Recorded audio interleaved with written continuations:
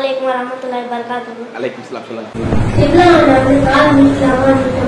சின்ன பிள்ளைங்க அவசியம் தெரிந்து கொள்ள வேண்டிய ஒரு கேள்வி. இப்போ நாம் உட்காரும் பொழுதோ அல்லது படுத்திருக்கும் பொழுதோ கிபிலாவை நோக்கி கால் நீட்டி படுப்பது கூடுமா கூடாதா?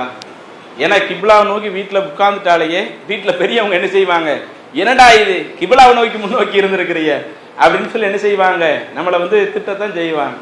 அப்போ அதனால இது தொடர்பாக மார்க்கத்தில் என்ன சட்டம்னு கேட்குறாங்க.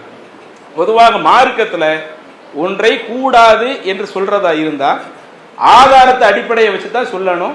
ஆதாரம் இல்லாம நாமளா சுயமா என்ன செய்ய முடியாது, நம்மளுடைய கருத்தை மார்க்கமாக திணிக்க முடியாது. ஏன்னா இந்த மார்க்கம்ங்கிறது யாருக்கு சொந்தமானது?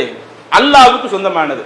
அல்லாஹ் குர்ஆன்ல சொல்றான், அலா லில்லாஹி தீனுல் ஹாலிஸ், மனிதர்களை அறிந்து கொள்ளுங்கள், களப்பற்ற இந்த மார்க்கம் அல்லாஹ்விற்கு சொந்தமானது.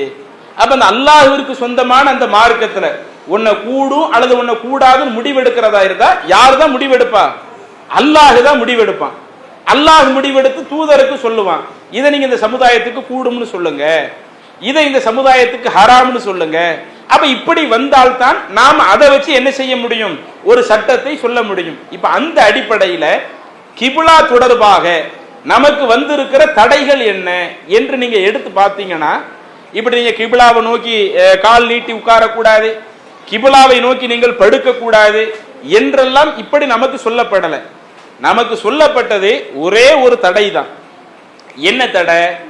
உங்களில் ஒருவர் மலஞ்சலம் கழிக்கும் போது, அதுவும் வெட்ட வெளியில் மலஞ்சலம் கழித்தால், இதுவும் ஒரு கண்டிஷன் நமக்கு இருக்குது.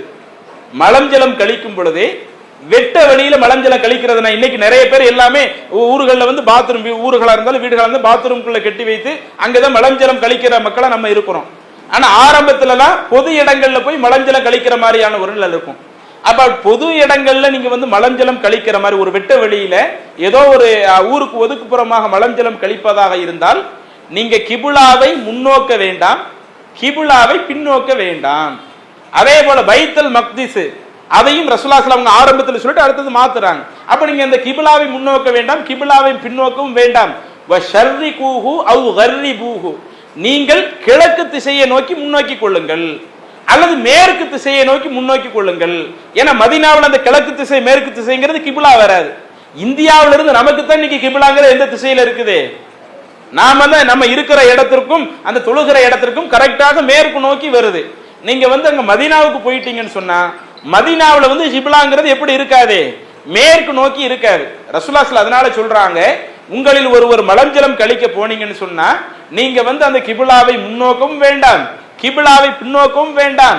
ஷர்ரிகூஹு அவ் கர்ரிபூஹு, ஒன்னு அவர் என்ன செய்யட்டும், கிழக்கை நோக்கி நீங்க முன்னோக்கிங்க அல்லது மேற்கை நோக்கி நீங்கள் வந்து முன்னோக்கி கொள்ளுங்கள் என்று அல்லாஹ்வுடைய தூதர் சொல்றாங்க.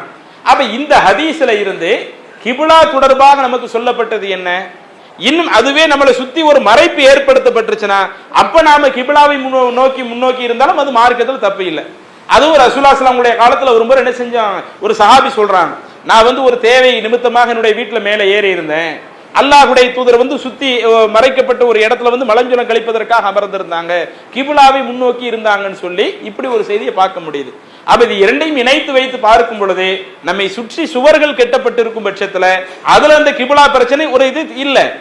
ஆனால் ஒரு வெட்ட வெளியில பரந்த வெளியில நாம வந்து மலஞ்சலம் கழிப்பதாக இருந்தால் அதுல நீங்க என்ன செய்யாதீங்க, கிபிலாவை முன்னோக்காதீங்க பின்னோக்காதீங்க, இப்படி நமக்கு சொல்லப்படுது. இதுலதான் அல்லாஹ்வுடைய தூதர் நமக்கு சொன்னாங்களே ஒழிய இப்படி சொன்ன அல்லாஹ்வுடைய தூதர் நமக்கு தூக்கத்தை பத்தி நமக்கு சொல்லல. தூங்கும் பொழுது உங்களுடைய கால்களை கிபிலாவை நோக்கி நேராக நீட்டி நிற்காதீங்க அப்படி சொல்லல. அதே மாதிரி உட்கார்ந்து இருக்கும்போது உங்களுடைய கால்களை கிபிலாவை நோக்கி நேரா நீட்டி இருக்காதீங்க என்று நமக்கு சொல்லப்படல. அப்ப மார்க்கத்தில் அப்படி ஒன்று தடைன்னு சொல்லப்படாத பட்சத்துல நாம தடுக்க கூடாது. இப்படி ஒரு ஆள் தடுக்கிறதா இருந்தா நம்ம அதுக்கு ஆதாரம் சொல்லணும். நான் ஏன் கிபிலாவை நோக்கி இருக்கக்கூடாதுன்னு சொன்னேன் தெரியுமா? ரசூலுல்லாஹி ஸல்லல்லாஹு எப்படி காலை நீட்டக்கூடாதுன்னு சொல்லி இருக்கிறாங்க, அப்படி ஏதோ ஆதாரம் சொல்லணும். ஆனா நம்ம பார்த்த வரையில் அப்படி எந்த ஒரு ஆதாரங்களும் இல்லை.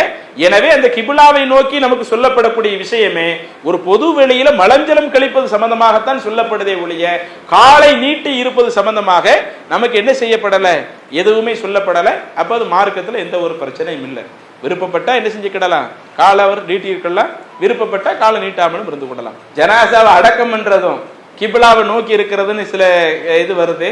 அப்படி கிபிலாவை நோக்கி தான் இருக்குன்னு நமக்கு எந்த ஒரு இதுவும் இல்லை. அந்த ஒவ்வொரு இடத்துல அந்த குழி வெட்டுவது அது ஒவ்வொரு ஊர்களில் வந்து என்ன செஞ்சிருப்பாங்க, அவங்களுடைய வசதிகளுக்காக செஞ்சிருப்பாங்க. சில இடங்கள்ல இப்படியே என்ன செஞ்சிரு குழி வெட்டிட்டு அது ஒரு பழக்கம் வரும் பொழுது அதுல இப்படி எடுத்தோம்னா நிறைய ஸ்பேஸ் தேவைப்படும். அப்ப அந்த ஸ்பேஸுகளை குறைக்கிறதுக்காக நிறைய ஆட்கள் அடக்கமும் செய்ய வேண்டி இருக்குது.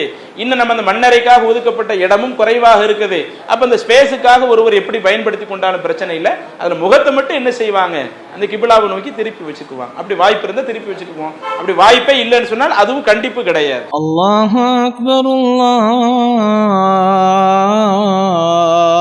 அக்பர்.